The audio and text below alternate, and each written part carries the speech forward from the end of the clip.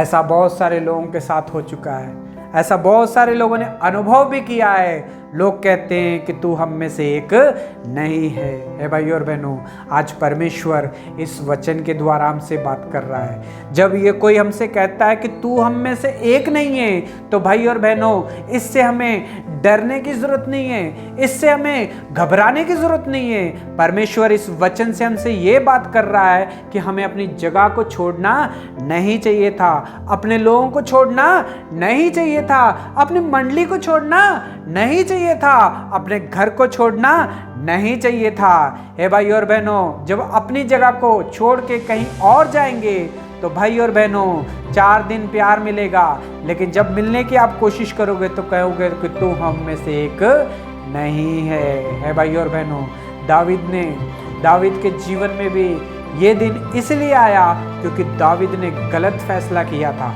दावीद डर के, शाऊल से डर के वो फलिस्तियों के देश में चले गया, वहां पे रहने लग गया, वहां का खाना खाया, वहां के लोगों के साथ मिला और उन्हीं के साथ घुल मिल गया।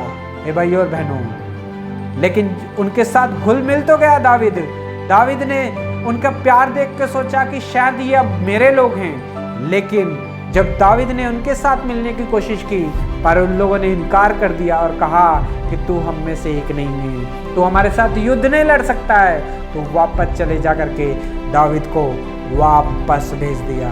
हे भाई और बहनों, दावीद को जैसे वापस भेज दिया क्योंकि दावीद के ऊपर विश्वास नहीं करते थे। दावीद को ये कहते थे कि ये तो इजरायली है और हम फिलिस्ती है, ये हमारे साथ रह सकता है, खा सकता है, लेकिन हमारे साथ मिलके नहीं चल सकता है। हे भाई और बहनों, हम में से एक ये नहीं हो सकता है, दावीद से कहा। हे भाई और बहनों, आपके जीवन में भी कहीं ऐसा तो नहीं हुआ है? आपके जीवन में भी आपने अपनी मंडली को छोड़ के, थोड़ी सी दुख और तकलीफ आई अगर मंडली में, अगर आप उसे छोड़ के दूसरी जगह पे पहुंच गए हो, तो भाई और बहनों, वो भी आपका स्वागत करेंगे, प्यार दिखाएंगे, गले लगाएंगे, सब कुछ करेंगे, लेकिन जब आप उनके साथ मिलके काम करने की कोशिश करेंगे तो वो आपको हमेशा दूर रखेंगे।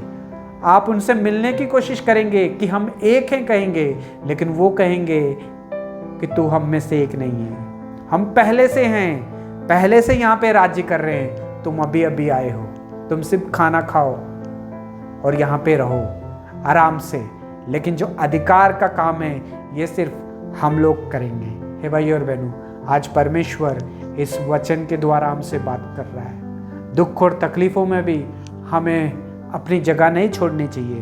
दुख और तकलीफों में हमें परमेश्वर के ऊपर भरोसा करना चाहिए। दुख और तकलीफों में जब हम जगह बदल देते हैं तो भाई और बहनों, शत्रु काम करता है, शत्रु अलर्ट हो जाता है, शत्रु अपने कब्जे में कर लेता है, शत्रु अपना प्यार दिखाता है, शत्रु खाना खिलाता है, शत्रु बिठाता है, शत्रु सब कुछ करता है, लेकिन जब समय आएगा वो आपको निकाल के बाहर फेंक देगा, क्योंकि वो शत्रु है, वो आपसे कभी प्यार कर ही नहीं सकता, वो आपको कभी गले लगा ही नहीं सकता।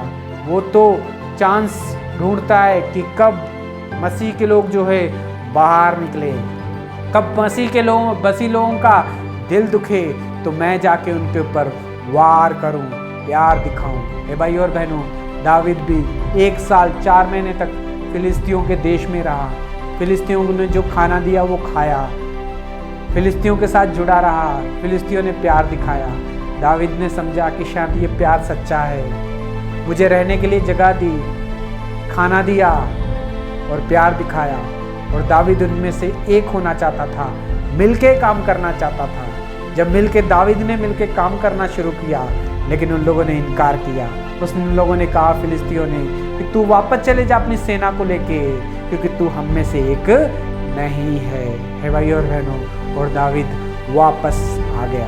हे भाई और बहनों, अगर आप भी अपनी मंडली को छोड़ के, अपने घर को छोड़ के कहीं और चले गए हो दुख और तकलीफ़ों में, तो उन लोगों ने आपको भी खाना खिलाया होगा, रहने के लिए जगह दी होगी, गले लगाया होगा, प्यार दिखाया होगा, लेकिन आपने जब मिलके उनके साथ काम करने की कोशिश की तो उन लोगों ने हमेशा आपको दूर रखा होगा और आपसे कहा होगा कि आप हम में से एक नहीं हैं। तो आज परमेश्वर इस वचन के द्वारा हमसे बात कर रहा है। परमेश्वर इसलिए इस चीज़ों को हमारे जीवन में लेके आता है ताकि हम वापस अपने घर आ जाएं, वापस अपने मंडली में आ जाएं, वापस अपनी सेवकाई को फिर से शुरू करें। प्रभु आपको बहुत सारी आशीष और बरकत दे। God bless you.